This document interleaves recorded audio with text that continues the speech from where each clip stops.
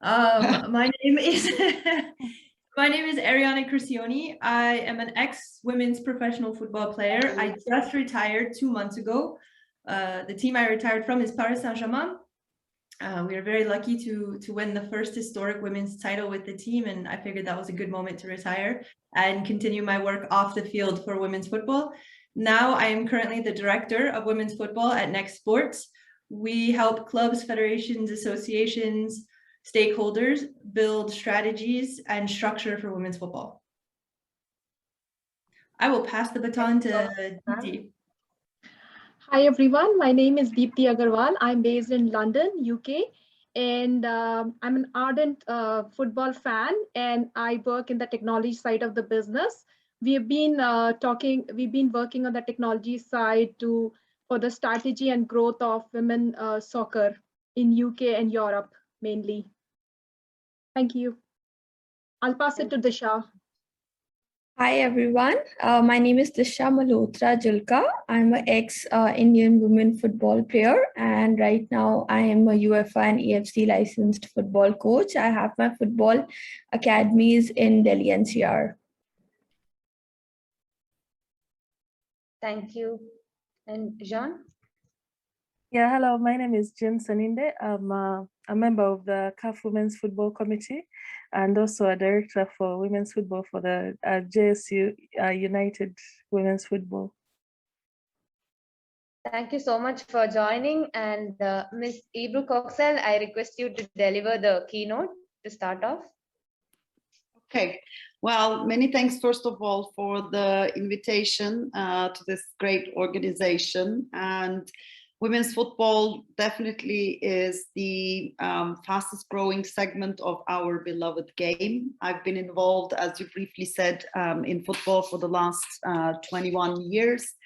Most of it was around men's football. I ran Galatasaray and Turkish FA for a while, but I came across to women's football around 2014 when I was doing some consultancy work with FIFA. And ever since have been quite committed to help with the growth and also recognition globally. We've definitely come a very long way. If we look at some of the figures of the Women's World Cup from 2019, in total there were 1.12 billion viewers. And in the year before, in the Men's World Cup 2018, it was 3.5 billion. So about 3 times more. But the biggest problem and answer to, I guess, all the questions that we will try to address today is the huge gap in revenues. So with 1.12 billion viewers, Women's World Cup managed to generate only 131 million in revenues, whereas the Men's World Cup managed to bring in 6 billion revenues, so almost 50 times, although the viewership was only 3 times more. So what do we need to do in order to bridge this gap? Because there are millions of girls and women who want to play worldwide. It's a big ecosystem with lots of, women and men aspiring to be referees, coaches, administrators to help this game grow. But there's across the world, whether you're in Africa or in Turkey or in England or all the way over in the US or South America, big challenges to develop the professional structures. It's a bit of a chicken and egg story. When we ask the club owners, the leagues, the federations to make investment in women's football, all we hear is, yeah, but there are no, revenues. We make a loss. I usually ask as a result of this question, okay, tell me, if you were to invest in a, manufacturing plant or, find the land, try to build a hotel on it, are you going to make a profit even starting in year 1? No, that is not the case, right? So all we need to do is believe in the tremendous potential of the game and also try to bring in both new fans, new viewers, but also new sponsors who would actually support such growth. So the commercialization of the game is one of the biggest challenges, and we definitely need some innovative strategies in order to do that. We don't need to follow in the traditional footsteps of the way men's football grew over the last 50 years. So we work sometimes as Women in Football quite closely with one of the leading sports consultants, Portas, and they have a prediction that I like a lot, so I want to share that with you. By 2030, they believe that women's football should become a mainstream sport property. And what that means is it can compete at the same level of most sports, maybe, with the exception of top tier men's football. So it could be as big as second division men's football, rugby, cricket, or tennis in terms of following and viewership. And actually, I just received a message about this past weekend's WSL viewership figures, and the Football Highlights program had 1.1 million viewers, which is as high as the championship game. So it is already on its way, at least in England, to challenge and compete with second division men's football. Okay, so if this is true, if women's football could have similar or more viewers than the EFL Championship or Premiership Rugby or T20 cricket, then the top 5 women's leagues in Europe could generate up to 250 million to 400 million euros in terms of media rights. And this would also add huge incremental value to the men's game through reaching new fans.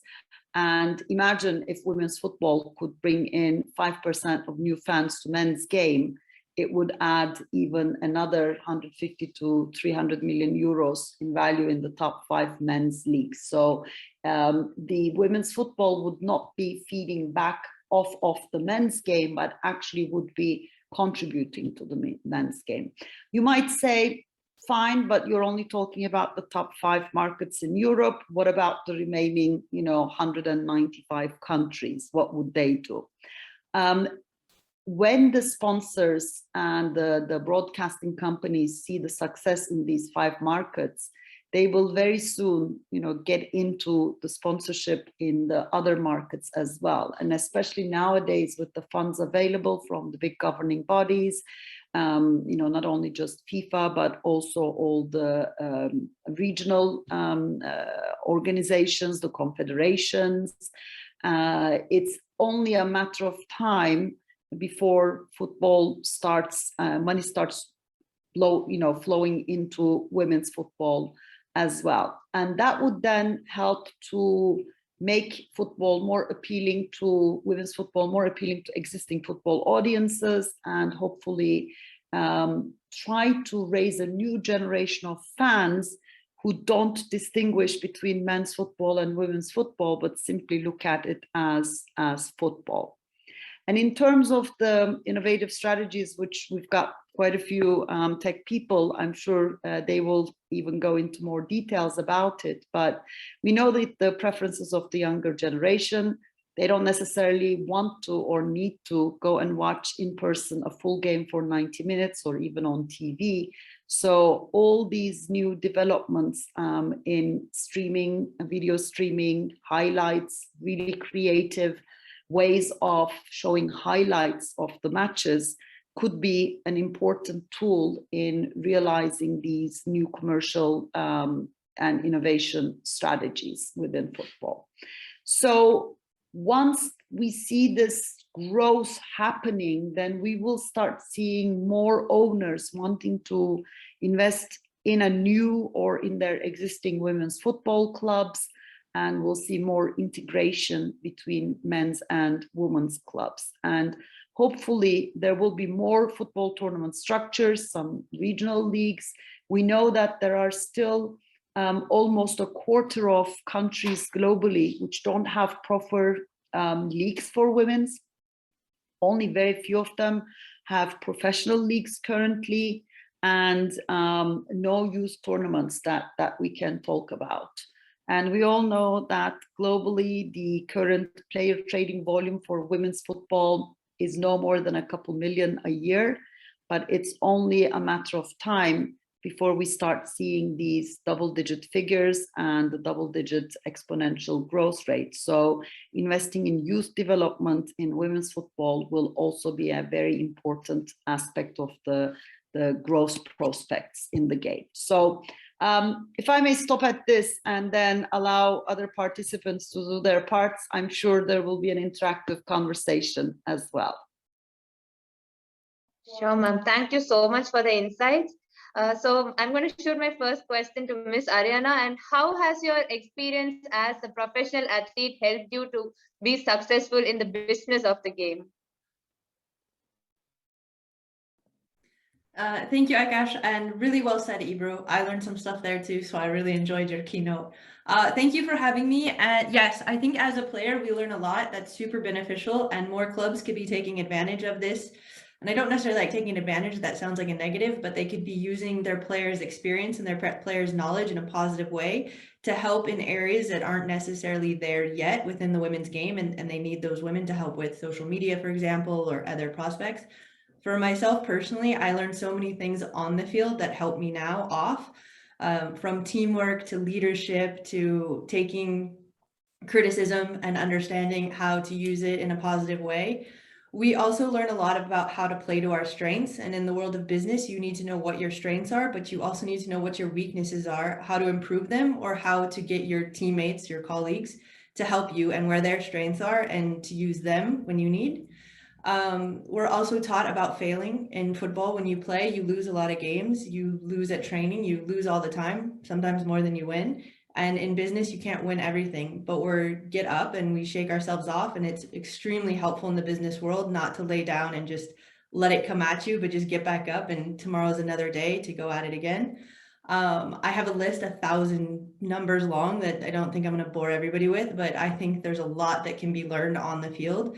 And I really think that especially in emerging markets, we need to use what the players know and then transfer that into skills outside the field.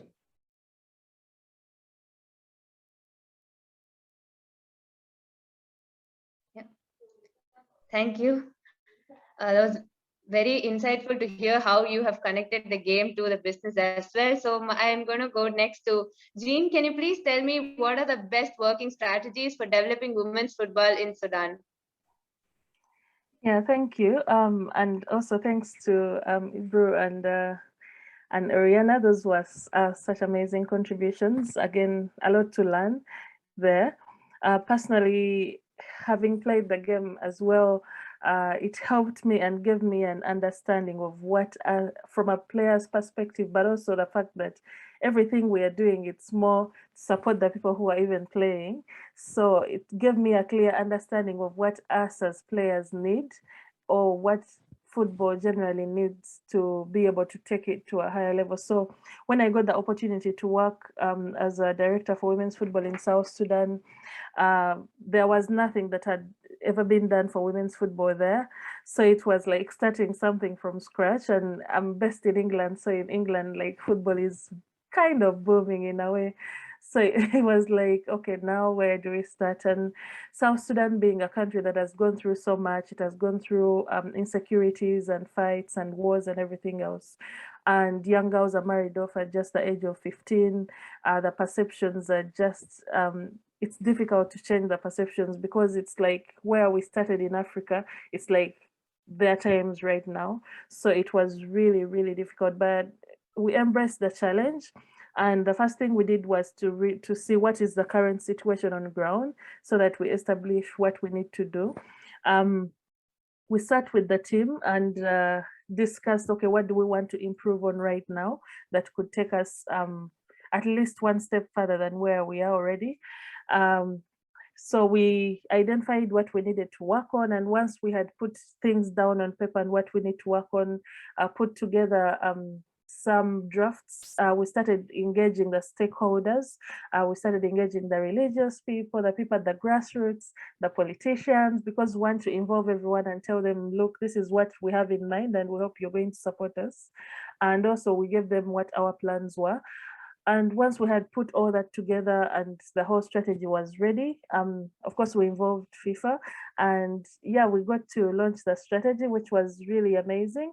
But of course, with that, we realized that there weren't enough women who were taking part in football. In fact, when I went there in South Sudan, there were no women coaches at all.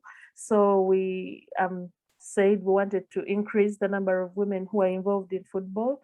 We wanted to, of course, double the participation, even though there weren't many girls playing football at all in the country. So yeah, we are like, we want to double that from the grassroots, from the schools.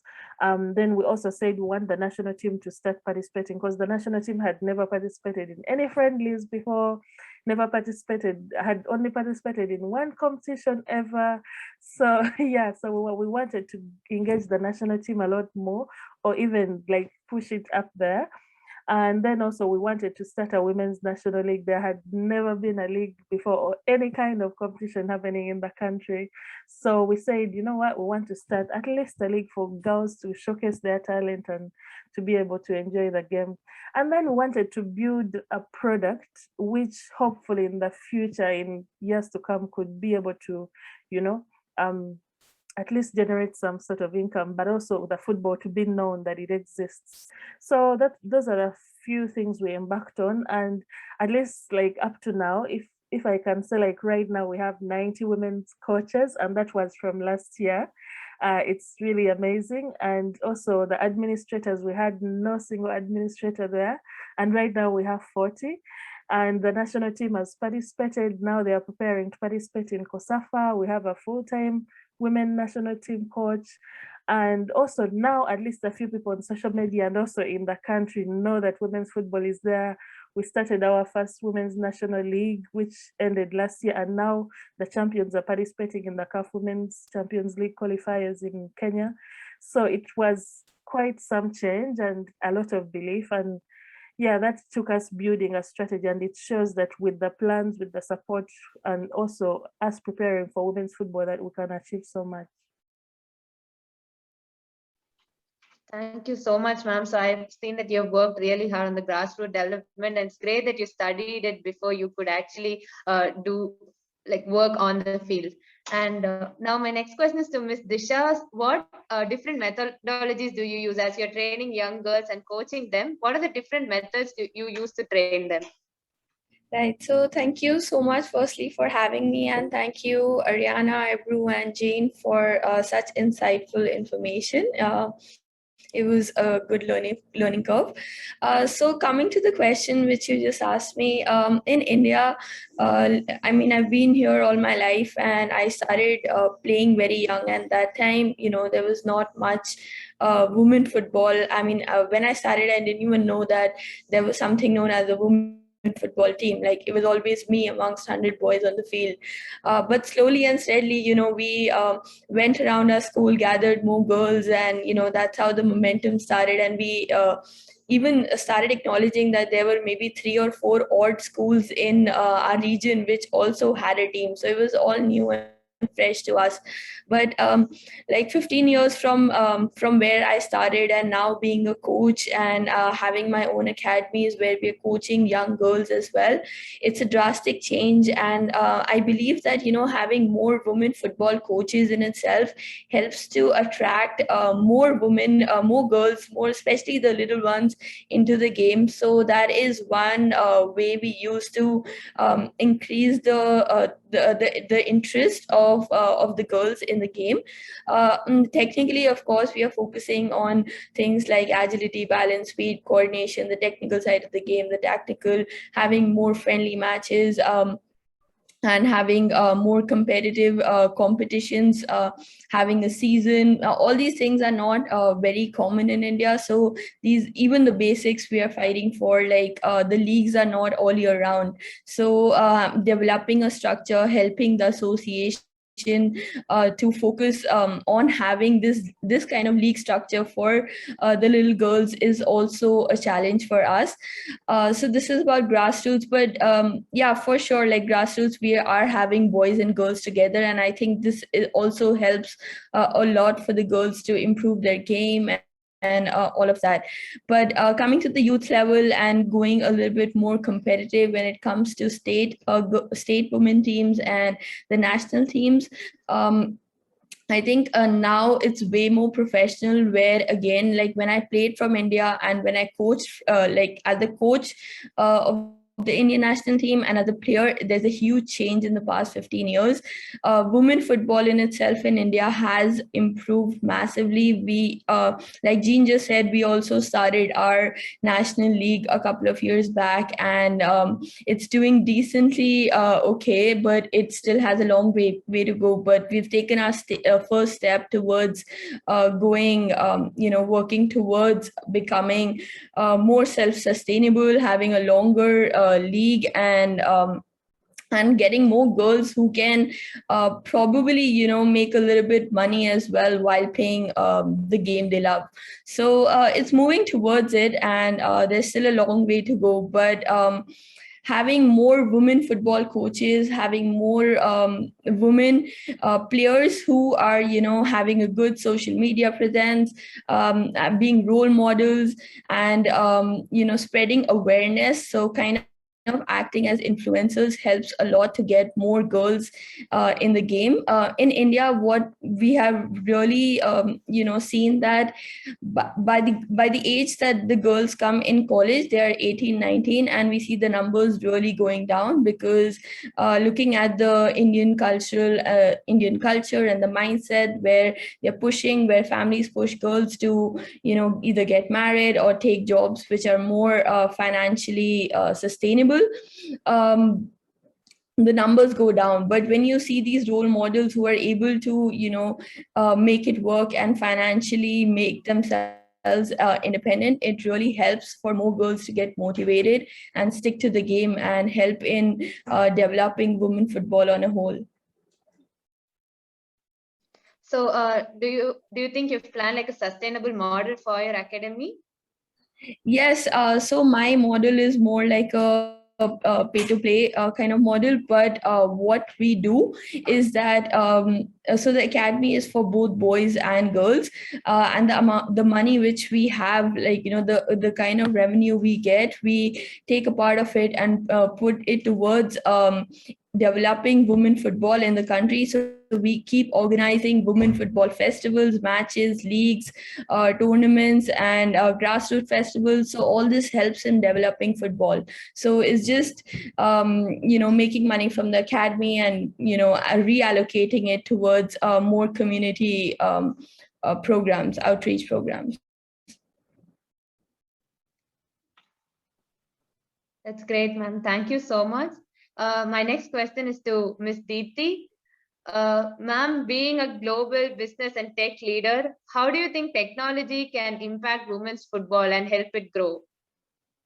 Thank you very much for the question, Akash. In my view, earlier, women soccer was not very popular as the world was more focused towards the men's soccer. And now I see due to pandemic, there's a big demand for more sports content as the viewers are watching from home. And that plays a very significant role for technology to grow women's soccer. If you see, we do a lot of research also while we are supporting the sporting leagues. So if you see the digital maturity of the men and the women's soccer, there's a big difference, and that's the opportunity for technology to tap that growth potential. We can, unless we reach out to the people, world is aware about what is happening in women's soccer. We're doing broadcast rights, OTT, digital, through that. If people are aware, people get the information, then there'll be more audiences we'll have. So if you see whether it is UEFA's Women's Champions League or it is Super League, last year and this year, we have witnessed 3x higher digital audiences than the previous years. And that's where I strongly recommend, leading women's soccer leagues, federations should, should build their growth strategy to harness the power of digital to grow the game of soccer. That's great, ma'am. Thank you. It'd be very great if you could quickly run us through some general trends and tech advances which we can see in football in the upcoming years. Yeah, sure. So at the moment, what is happening is in my view, through the digital AR, VR, 5G, blockchain, IoT will help in transforming the women's soccer boundaryless and create the reach beyond the obvious. For an example, last year in pandemic, we implemented a digital AR VR fan zone. It's a uh, selfie based face filters which we have created for one of the sporting leagues in their app itself, as they wanted to connect with their fans for the closed door games. Earlier last year, due to pandemic, everything was closed doors, and we were very surprised with the outcome of this implementation, that within just 3 weeks of time, we saw a million plus digital impression from the fans. This was one of the use case we have done. And so other sporting leagues were also asking for, do the same for them, replicate the same use case. And if you ask the advancements, so as Tech Mahindra, we are working with one of the global sporting leagues. I am not disclosing the name at this stage, so we are still working on it. So using the 5G, AR, VR, and blockchain. So what we are trying to do here is something very unique and interesting. Is we are trying to bring stadium to home and home to stadium. So we are experimenting a holographic use case on 5G for sports specifically, and where what we are doing is we're holographically transport my friend from home to stadium to sit next to me, right next to me in the stadium, and we'll be exchanging emotions on every moment of the game as if we are sitting next to each other. And this is the kind of new revenue stream and business model I'm talking about here. So we are still working on it, but it's still work in progress. Thank you, ma'am. It's very interesting to hear about such technological advancements, and I hope it really comes through. Thank you so much. So quickly, yeah, thank you. So quickly, I'll just go into the Q&A. There's a question for Jean. What type of support does the federation give to the clubs, and what do you think the basic organizational structure should be for a women's team? I think we'll quickly answer this question and then continue. Um, yeah, I mean, in regards to South Sudan, what we did mainly came from the FIFA funding, because everything is really starting from scratch. And if I could say that women's football at this point is much better than the men's, so it's really hard to kind of compare it in that sense. So everything is new. We are still putting bits together in regards to getting funding, etc. But the best model for a football team, I think, is always starting from bottom up, in my view. So that's working with the under 10s or under 15s or under 17s, and then kind of building it, coming into the professional setups, which will create that kind of pathway for the young players growing into the senior setups. Yeah, that's great. Thank you, ma'am. Thank you for your insight. So my next question is to Ariana. How do you think business and professionally, how can you structure, and subsequently, what are the business viabilities in football, especially in Africa and Asia? Okay, so I think, and obviously it's a common knowledge that in emerging economies typically invest in sports as a way to strengthen their nation's positioning internationally by hosting events, and investing in women's winning medals and trophies as a way to keep young populations active and healthy.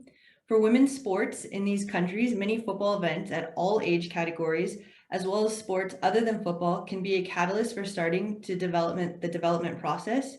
It's also extremely important in these countries and all countries to show women in a different light from a societal perspective.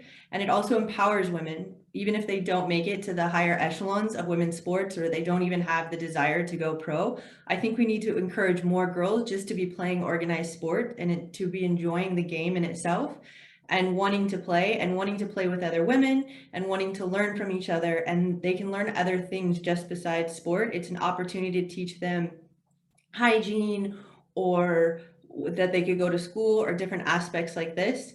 Importantly, also with these projects is the legacy that must be planned into these events. For example, India is hosting the Women's AFC Champions Cup next January, and then the U17 Women's World Cup in the fall. These two events are organized by the same committee, if I'm not mistaken, and are thus a great opportunity for India to bring attention to the game and think about the legacy that these events can keep within the country, and how they can portray women from the youth to the adult levels and the different levels that women will be playing through this, and how they can bring fans to the stadium and show that girls can play football, that women can play football, but they can also be women and they can do many things and empower the society itself. This legacy truly needs to be thought about, and the development will be accelerated thanks to these events. Also, currently, it just passed in South Africa, the CAF Champions League version, which was won by a women's team, and they'll now go on to Egypt to play. I think there's a really important for us all to be paying attention, not just to the major things. While it's amazing what England is doing with the women's league, and it's really showing an example from the highest level of professional women's sports, we also need to focus on these developing countries and how football can change how society looks at women, but how also these women look at themselves and can become better athletes and better people in general. Thank you. And just a follow-up question, the technicians involved, like coaches and sports professionals like physios and other doctors traveling with the team, how do you think women can get into those fields professionally? I think well, there's two parts of this. There's the old adage that if you see it, you can be it. However, I think we can't focus on this too much, because if you can't see it, we still need women to start to be it. So I just think that we have to encourage women that they can do anything. I think it's something, I grew up in the United States, and as a little girl, I was never discouraged from playing women's football. I had role models older than myself, and I'm not very young.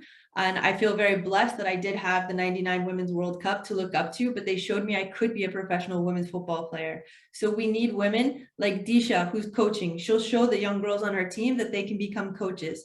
Now there's physios in the men's professional game. I think it's important to see women in roles in the men's game too. I don't think women's football should only be for women, whether that's on the field, on the coaching staff, on the medical staff. We need male allies, just like we need female allies in the men's game. You should choose which sport you want to be participating in, and then you should go for it. But I also think that we need to encourage our young players to want to work in the game. I think too often within sports, you're assumed that you're supposed to become a coach. I've personally never wanted to become a coach. My hat goes off to coaches. Disha, you're amazing. I don't like coaching. It's not my calling, and I shouldn't be a coach. It's not what I'm good at. Coaches should be coaches, and players should be players, and marketing should be marketing. I don't think we should only be encouraging our players to become coaches. They should become CEOs and presidents and doctors of the clubs and lawyers and accountants of the clubs, not just coaches. They can do more than not only Disha, nothing against coaching, but we need to encourage women to get into the boardrooms. We need to encourage women to get a seat at the table to make true change, starting from the top and the bottom. Not just, okay, go coach a girls team. No, if Disha wants to coach the national team of India men, she should. Like, that's an objective that everybody can have. Just like a man's objective could be to coach the national team of India. Neither one is better. They might make more money, but we're going to change that too, as Ibra was saying, in a few years. So I just think we have to encourage our youth and show them what can happen. My question, thank you. I'm just following up the question to Ms. Ibru. I just want to know, what are the challenges that you face in like grassroots development, and what's your strategy for like revenue generation in football, ma'am?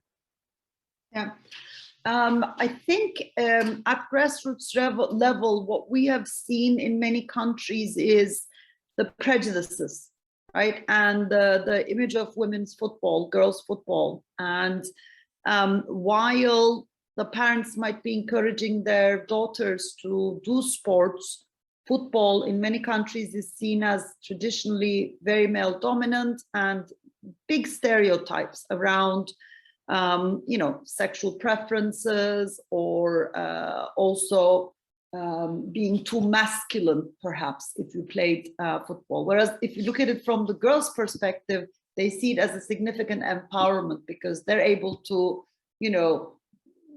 play football, which is traditionally seen as a very, very, boys and male sport. So there is big differences in perceptions, but equally there's also significant difficulties at grassroots level in terms of proper infrastructure, facilities, finding clubs.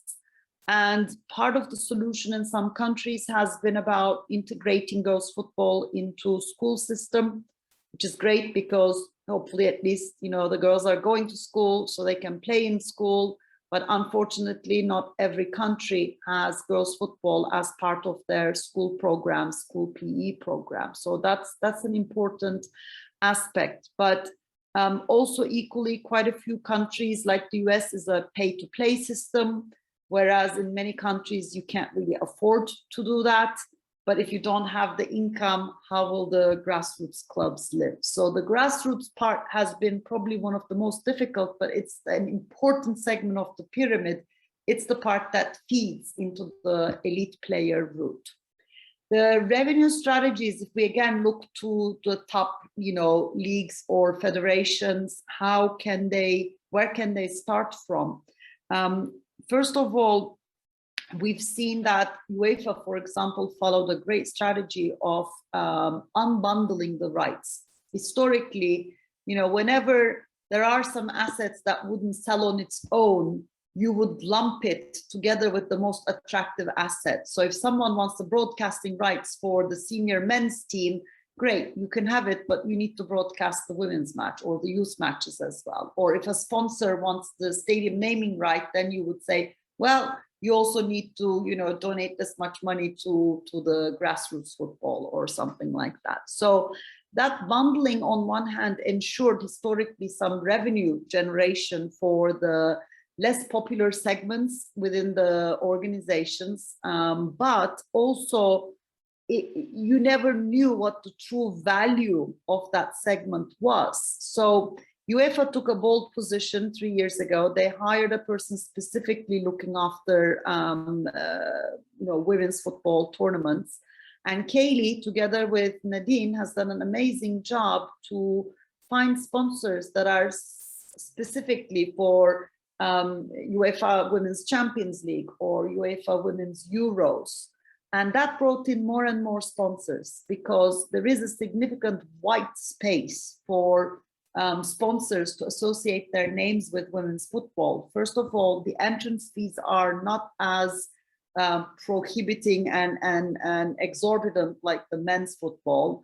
And there's no crowd, which means that your message will be very clear.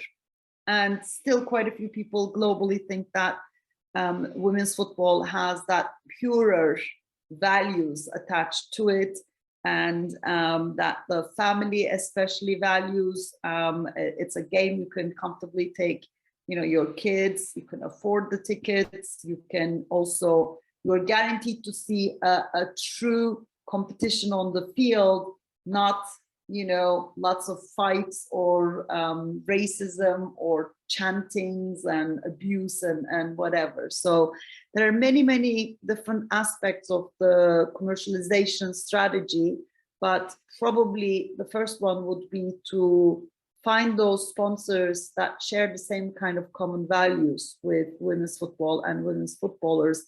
Maybe it'll be a very small amount at first, maybe it will be a value in kind contribution, but over time, we sincerely think that the investment amounts will become much larger. I hope that answers the question. Yeah, thank you so much, ma'am. And my next question is to Disha. I just wanted to know how a modified game can help you in training. Like, let's say not 11-a-side, but a 7-a-side football in a small grounds. How can it build a community base for like women to play football?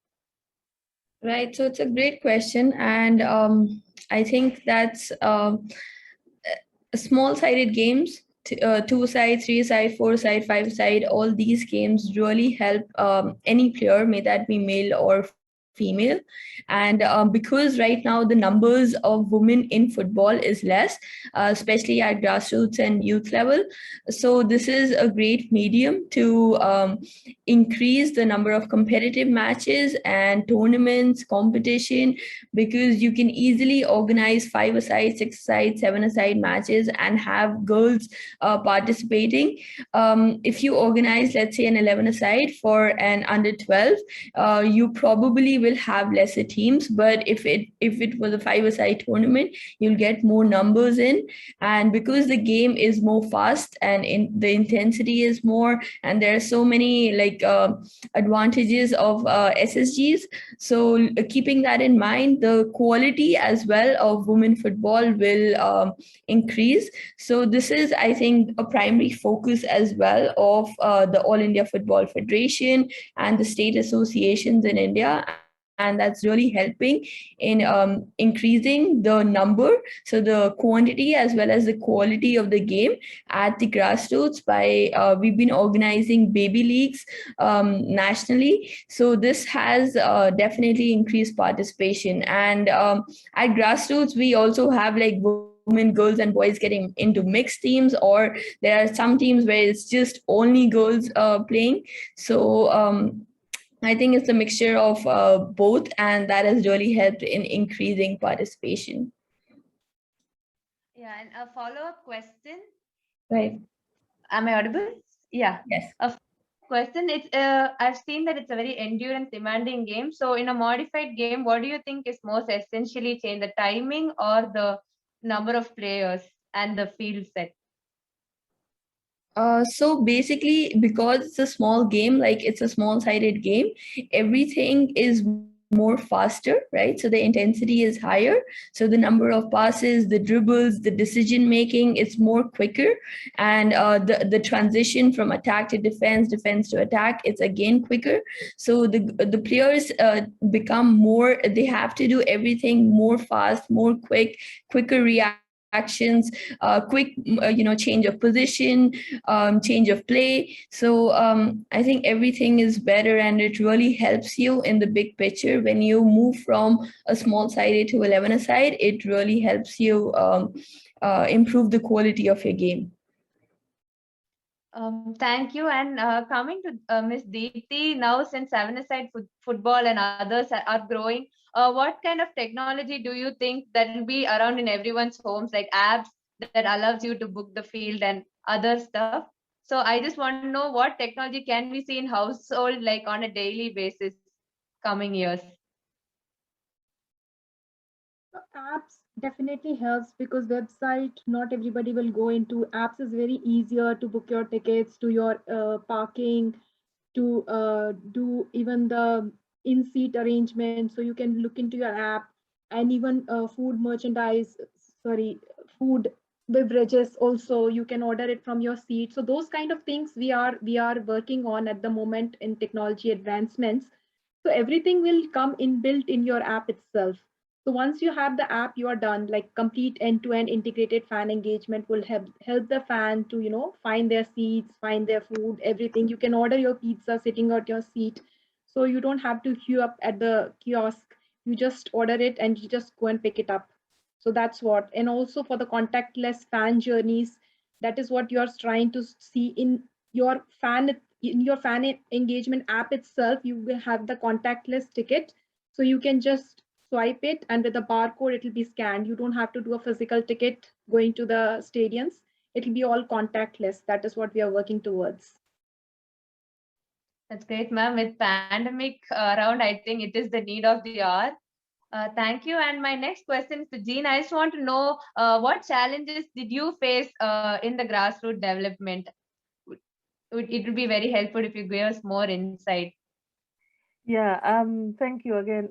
Yeah, it was really difficult in South Sudan. Like I said, everything is just was starting from scratch. So it was really tough getting the mindsets, and it is still tough because, like I said, even up to now, women are still married at the age of 15 in the deeper villages. So it's really difficult, like spreading it across the whole country. You find that the people who are living in the central part are the ones who are kind of are moving or understanding how things should be done. So that was a very big challenge. And you also find, because of the cultures that are already there, I mean, one day we were playing one of the league games this year, actually, and the husband of one of the players who was playing came and shot rounds of fire in the field to remove the wife from the football field to take her home and take care of the baby. So it's like things like that, they are still happening in this century. And you see that other countries have moved forward. So yeah, that was a big challenge. But also you talk about the finances, because football is not a priority, or sports in general, not just football itself, is not a priority yet. So you find that no one is going to put resources. So that was a very big challenge of doing football at grassroots. Then of course the way the country is, it's not like let's say England, where I'll drive maybe from up north and go down south if I want to drive. To move from one town to another, you have to fly in South Sudan. And also because of the fights that are still happening in the regions, it's safer to fly from one town to another. So the travel still made it really difficult. And of course, the language is also a tough one, because in the town you find that they speak English, and back in the other states, it's a completely different language. So some of those challenges, but again, we looked at all of them in a positive way and tried to work things out, maybe trying to move with translators. And even with the travel, we tried as much as possible to, if we are flying, and just trying to minimize the complaints and all the challenges, and just focusing on the solutions and seeing how we can actually change the conversation, because we still far behind. But the whole point is, how can we try and catch up one step at a time and do the right things? And in my view, I feel like however far behind you are, as long as you have the right people in place, you have at least the backing from the decision makers, and you do the right thing, it's not very hard to catch up. Okay, thank you so much, ma'am. And my question is for Ariana. So I just want to know, there's a question coming up. I'll just reframe that question. Taking up sports professionally, how did your education go, and how did your monetary support come in? It would be very great if you could share to all the parents who are like willing to send their child into professional sports. Well, it's a little different because also, as Ibru mentioned before, I grew up in the United States, so it's a pay-to-play system. And luckily, I grew up in a middle-class family that my parents chose to put money into my football and my schooling. I went to private schools rather than, we didn't really go on big holidays, and we didn't go out to dinner. And so it's just how my parents chose to spend their finances on my sister and myself. Education and sport was extremely important in our family. However, in the United States, it's also extremely important to invest a lot in the athletic perspective of your children, hoping they'll get university scholarships. It's a very common attitude. It's also what makes the United States great at women's football, is because of Title IX. And I'm not going to go into a whole spiel about what Title IX is, but I strongly recommend those who are listening and don't know about it. It's what's helped develop women's sports in the United States. The women's Olympic actually won more medals than our men's teams, and we do regularly on the women's side. But to continue, education was always extremely important in my household. I had to get my homework done before I was allowed to go out and play football. And I always did my homework. I actually think my parents were really lucky with my sister and I. We'd never got in trouble for not doing our schoolwork, and we always got good grades. But it was just instilled in us that you go to school, you go to university, and you play sports at a high level and the best you can do. And if you don't love doing it, then you find something else and you compete and you succeed at that. They never forced us to do it, but they definitely encouraged us and instilled in us how important it was to be successful at whatever you choose to do. So whether that's sports or music or art or whatever, you have to put your whole self into it, and you also have to sacrifice. So I didn't get to do so much stuff as a kid, like the classic American high school. I didn't go to all the football games. I was in bed because I had football games on American football versus soccer on Saturday mornings and things like that. And then once I went to university to play professionally, it didn't exist. I knew I wanted to be a professional football player. It was something really important to me to say I am a professional football player. So I came to Europe, and while I was in Europe, previously I'd promised my mother I'd go back to school and make sure I got higher degrees.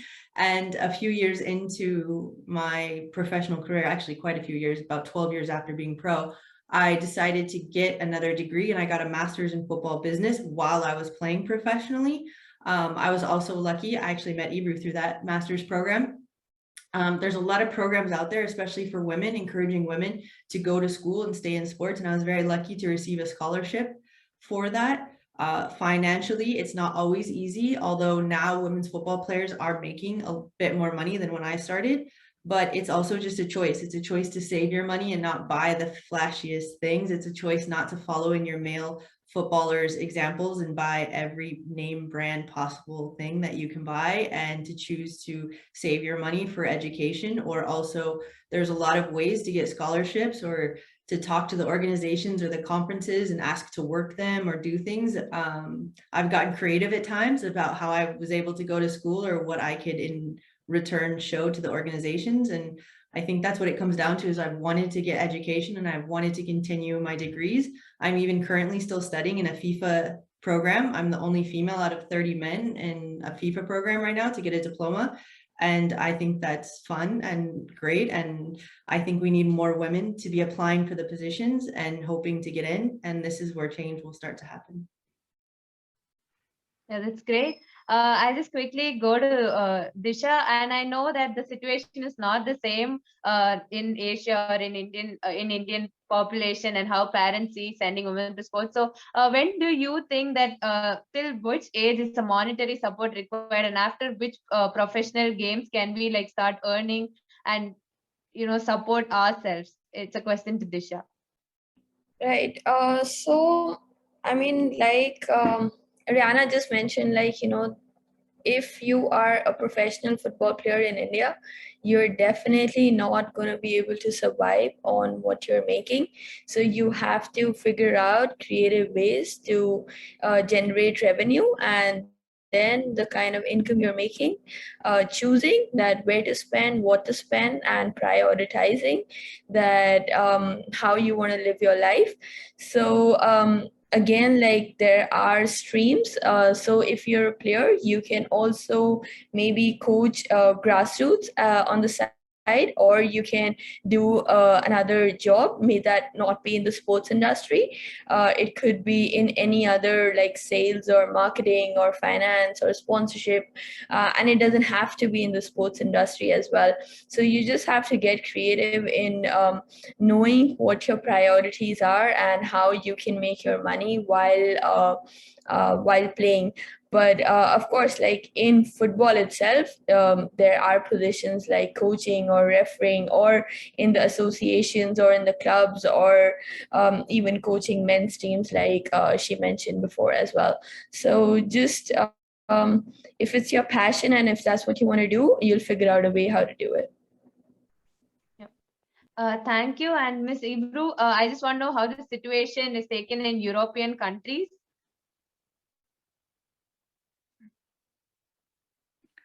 I think what we're seeing again is a little bit what Ariana mentioned as well, about how girls or women playing, even if they're on scholarships or making small money, they know that they will not be able to play for maybe a long time or get paid a high amount of money, so they always get an education. So what's probably very straining and difficult for them is they have dual careers, both playing football and either finishing an education or working somewhere, because your small salary from playing football will never be enough to have a proper life, unless you are playing for Arsenal or Chelsea or something, but that's a lucky few basically. And that's actually encouraging girls and women to get good educations, and not only around football, maybe in completely different areas like law or marketing, or quite a few of them also go into being a pundit, commentating, refereeing, so could be around football as well. But quite a few organizations are nowadays trying to help with these dual careers, at least give some scholarships for degrees and stuff like that. But we also see, unfortunately, because of this concern, a lot of girls stopping to play.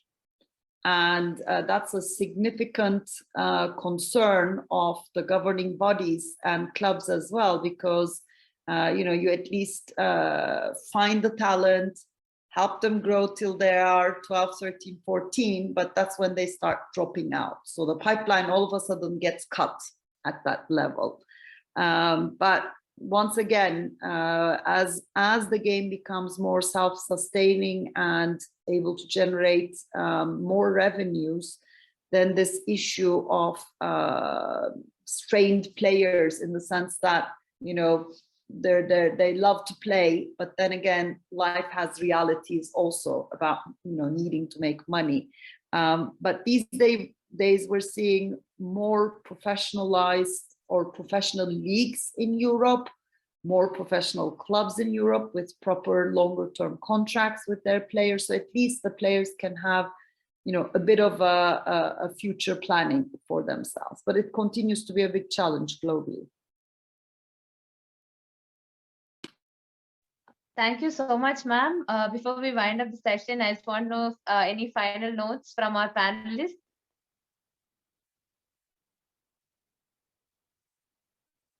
I just want to add one thing also to what Ebru was saying, is that we need to normalize education and football at the same time. It's okay to do a couple hours of schoolwork a day. Obviously, we want to get to the point where women can have professional careers and make their livelihood from playing football, but you cannot train 12 hours a day. We do not train 12 hours a day. You do not need to train 12 hours a day. So if we can make programs, and actually we're trying to do that, and I'm hoping and encouraging people to do that, to make programs for the athletes that gear towards their schedules and allow them to continue education. It's extremely important to get the stakeholders, the federations and the clubs encouraging this, and not telling them that if they're true football players, all they do is play football. Yeah, that's 100% for every professional athlete. Thank you so much. So before I wind up the session, the key take-home points that I got is, again, emphasis on education, emphasis on grassroots training, and thank you to all the panelists. As women, you lead by example, and you are a role models for the future generation to come and take up sports professionally and play football professionally, or even technically and as sports professionals support football. Thank you so much for joining. And Ms. Ebru, thank you being a part of our advisory committee of the GSC. It's been an honor to have you on board. And all the panelists, thanks a lot. Before I wind up the session, I will just open up to any questions from the participants that we can quickly answer. I think I've put across all the questions that came in the Q&A.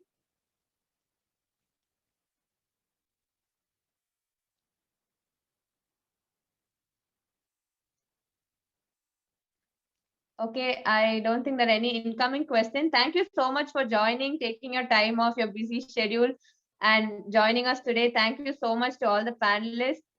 It was a great session. So hopefully we'll all meet again soon in the next Global Soccer Conclave. Thank you so much.